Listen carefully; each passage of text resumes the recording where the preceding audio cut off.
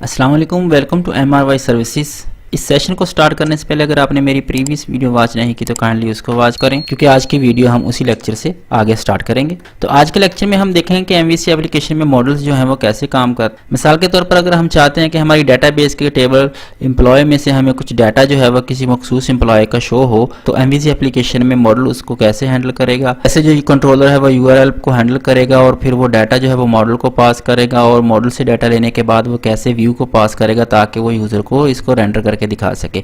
तो आइए इसके लिए हम अपनी लाइव एग्जांपल देखते हैं। चलते हैं हम अपने विजुअल स्टूडियो के इंस्टेंस की तरफ। सबसे पहले हम अपने प्रोजेक्ट में है वो मॉडल क्लास ऐड करेंगे। यहाँ मैं ऐड पे क्लिक करूंगा और यहाँ पे लास्ट में आप क्लास देख सकते हैं। अब चूंकि मैं एम्प्लॉय का डाटा देखना चाहता हूँ तो मैं इस क्लास का नाम लिख लेता हूँ employee.cs और इसको ओके कर देता हूँ। यहाँ आप देख सकते हैं कि मेरे पास जो है वो मॉडल्स के अंदर एम्प्लॉय क्लास आ गई है। यहाँ भी आप देख सकते हैं मेरे पास मॉडल का फोल्डर है और उसमें हमारे पास जो एम्प्लॉय क्लास है वो क्रिएट हो चुकी है। तो यहाँ हम डेटाबेस से जो हम फील्ड्स शो करवाना चाहते हैं वो हमारी एम्प्लॉय आईडी, नेम, जेंडर और सिटी है। उसके लिए हम अपने मॉडल्स के अंदर इसकी प्रॉपर्टीज जो है वो क्रिएट कर लेंगे। यहाँ हम अपने एम्प्लॉय का जो है वो डाटा शो करवाना चाहते हैं, तो उसके लिए हम जो अपने फील्ड्स की प्रॉपर्टी हैं उनको सेट कर लेते हैं।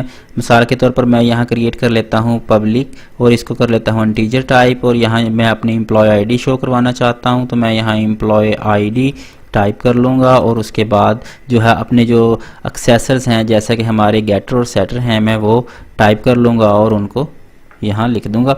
इसके अलावा हमारी फील्ड्स की जो दूसरी प्रॉपर्टी हैं जैसे कि हमारा नेम है और दूसरा सिटी और जेंडर है, उसके लिए भी हम प्रॉपर्टी क्रिएट कर लेते हैं। यहाँ स्ट्रिंग टाइप की वो ले लेते हैं और यहाँ हम लिख लेते हैं नेम।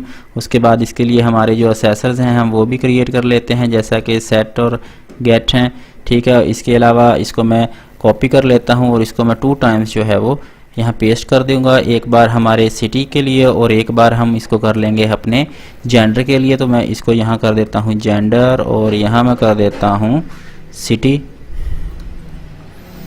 ये करने के बाद मैं अपनी इस फाइल को सेव कर लूँगा। अब क्योंकि हमने मॉडल क्लास क्रिएट कर ली है और उसमें हमने अपनी प्रॉपर्टीज जो हैं वो डिफाइन कर ली हैं, उसके बाद हम आते हैं अपने कंट्रोलर में और इसमें कंट्रोलर ऐड करते हैं। अपना कंट्रोलर जो है उसको ऐड करके वहाँ से डाटा जो अपने व्यू को पॉज करेंगे, यहाँ मैं कंट्रोलर ऐड कर लेता हूँ यहाँ और यहाँ एम्प्टी सेलेक्ट करके इसको ऐड कर देता हूँ। यहाँ मैं इस कंट्रोलर का नाम डिफाइन करूँगा क्योंकि मैं एम्प्लॉय का डाटा यहाँ कर रहा हूँ, तो मैं सेम एम्प्लॉय कंट्रोलर ऐड कर लूँगा। और आप देख सकते हैं मेरे पास यहाँ एम्प्लॉय कंट्रोलर जो क्लास है वो ऐड हो चुकी है और यहाँ से हम जो है मॉडल को कॉल करेंगे जो कि डाटाबेस से फैच करके लाएगा। लेकिन इस एग्जांपल को सिर्फ समझने के लिए अब आपको मॉडल का बेसिक जो है स्ट्रक्चर समझाने के लिए मैं इन वैल्यूज़ को जो है हार्ड कोड कर लूँगा। अब यहाँ क्योंकि हमने अपना हमने जो अपना कंट्रोलर ऐड किया था वो था एम्प्लॉय का, तो मैं यहाँ एम्प्लॉय क्लास का एक ऑब्जेक्ट बना लेता हूँ। यहाँ आप देख सकते हैं मुझे शो नहीं हो रहा, तो उसके लिए मैं क्या करूँगा, अपना जो है कंट्रोलर को देखूँगा। आप देख सकते हैं मेरे जो एम्प्लॉय क्लास है वो MVC डेमो और उसके बाद मॉडल्स फोल्डर के अंदर है, ठीक है। तो मैं यहाँ नेम स्पेस जो है अपनी वो डिफाइन कर लूँगा। यहाँ मैं लिख लूँगा यूजिंग MVC डेमो। यहाँ आपके पास प्रोजेक्ट नेम आ रहा होगा, उसके बाद आपके पास जो मॉडल्स हैं वो आ रहेंगे, तो मैं इसको डिफाइन करूँगा। तो आप देख सकते हैं यहाँ मैं जो है अपनी एम्प्लॉय के जो ऑब्जेक्ट है वो क्रिएट कर सकता हूँ। एम्प्लॉय यहाँ मैं इसको लिख लेता हूँ emp is equal to new, ये ऑब्जेक्ट मैं यहाँ क्रिएट कर रहा हूँ, ठीक है। तो मैं यहाँ कर दूंगा ओके और इसको जो मैं है इंस्टेंशिएट भी कर लेता हूँ और उनकी वैल्यू हार्ड कोड कर देता हूँ। यहाँ जो मेरे अपनी प्रॉपर्टीज़ हैं जो मैंने नेम आईडी वगैरह सेट की थी उनको मैं इनिशिएट कर लेता हूँ। फिलहाल हम जैसे मैंने पहले कहा कि हम इनको हार्ड कोड ही करेंगे ताकि आपको मॉडल की जो वर्किंग है वो इजीली समझ आ सके, ठीक है। तो यहाँ मैं देखें मैं जैसे ही एम्प्लॉय लिखूँगा तो मेरे पास जो मॉडल क्लास में हमने अपने प्रॉपर्टीज़ क्रिएट की थी वो हमें शो हो रही हैं। तो मैं यहाँ employ ID is equal to, क्योंकि इंटीजर टाइप थी, मैं यहाँ 101 लिख लूँगा। उसके बाद मैं क्या करूँगा, अपना जो नेम है उसको टाइप कर लूँगा। वो हमने स्ट्रिंग डिफ़ाइन की थी तो मैं यहाँ नेम कुछ भी लिख सकता हूँ जैसा कि जॉन। उसके बाद जो है हमने क्या डिफ़ाइन किया था, उसके बाद हमने किया था जेंडर, तो जेंडर मैं यहाँ कर लेता हूँ मेल क्योंकि वो भी हमने स्ट्रिंग की थी, तो मैं यहाँ मेल टाइप करने के बाद अपना जो है लास्ट जो हमारी फील्ड थी वो थी हमारी सिटी, तो मैं जो अपना सिटी है उसको इनिशिएट कर लेता हूँ यहाँ कोई भी यूके लिख के, ठीक है। तो ये हमारे पास जो तमाम फील्ड्स हैं वो इनिशिएट हो चुकी हैं। जैसे कि हमने प्रीवियस एग्जांपल्स में भी देखा था कि कोई भी डाटा जो हमने HTML में रेंडर करना होता है उसके लिए हमें व्यू की ज़रूरत होती है। हमारा ये जो कंट्रोलर है एम्प्लॉय कंट्रोल, इसमें जो मेथड है इंडेक्स, हम इसको क्योंकि हम एम्प्लॉय की डिटेल शो करवा रहे हैं तो मैं यहाँ इसको नेम दे लेता हूँ डिटेल्स का, ठीक है। उसके बाद जो है मैं यहाँ इसके लिए अपना एक व्यू क्रिएट कर लूँगा। तो आप व्यू जो है इस फोल्डर पर जाकर भी क्रिएट कर सकते हैं। यहाँ आपके पास व्यू का फोल्डर है, यहाँ भी जाकर क्रिएट कर सकते हैं। यहाँ व्यू ऐड करने से पहले हम देख सकते हैं कि हमारे पास जो व्यू में है वहाँ सिर्फ हमारे पास जो फोल्डर है वो होम है और शेड का है। सबसे बेहतरीन तरीका जो है वो व्यू ऐड करने का लिए किसी भी एक्शन मेथड के लिए तो बेहतर यही है कि आप उस एक्शन मेथड में रहते हुए वहाँ राइट क्लिक करें। राइट क्लिक करने के बाद ऐड व्यू करें। ऐड व्यू करने के बाद आपने यहाँ जो है देख सकते हैं कि व्यू का नेम आ रहा है। उसके बाद आपने यहाँ से सिलेक्ट कर लेना है एम्प्टी के बाद आपने इसको स्ट्रांगली टाइप व्यू बनाना है। तो इसके लिए आपने क्या करना है, इसको टाइप कर देना है हमारी मॉडल क्लास के साथ। हम किसके लिए करने हैं, हम एम्प्लॉय मॉडल क्लास के लिए कर रहे हैं तो हम एम्प्लॉय यहाँ से सिलेक्ट कर लेंगे। उसके बाद अगर आप रेजर में वर्क कर रहे हैं तो इसको यूज़र लेआउट पेज कर लेना है और ठीक है। उसके बाद हम इसको ऐड कर देंगे। ऐड करने के बाद आप देख सकते हैं हमारे पास एक एम्प्टी व्यू क्लास जो है वो ऐड हो चुकी है।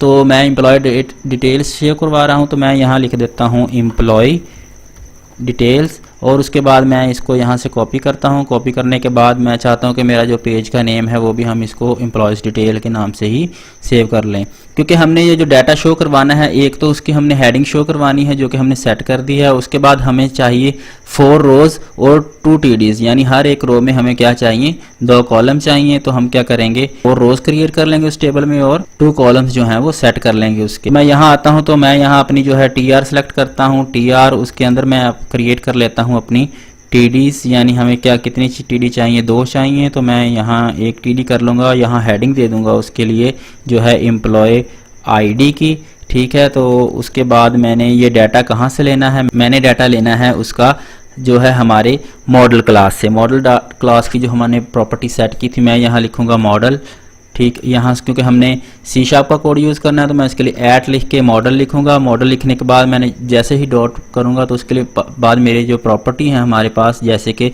एम्प्लॉय ID है वो आ जाएगी, तो वो इस TD में हमें शो हो जाएगी।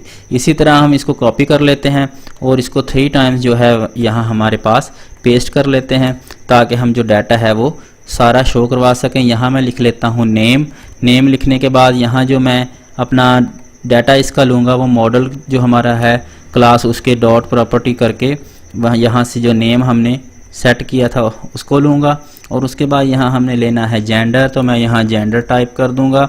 जेंडर टाइप करने के बाद डाटा लेना है अपने मॉडल से जो कि हमने व्यू से पास किया होगा। तो मैं यहाँ जो है अपना मॉडल लिख लेता हूँ, जेंडर लिख लेता हूँ। जेंडर करने के बाद यहाँ जो हमारा लास्ट जो फील्ड थी वो थी सिटी। तो मैं यहाँ सिटी टाइप करने के बाद यहाँ से मॉडल डॉट सिटी कर दूँगा। तो हमारे पास ये प्रोजेक्ट हमारा क्रिएट हो चुका है। हम इसको अब एक बार रन करके देख लेते हैं हमारे पास क्या असर पड़ता है।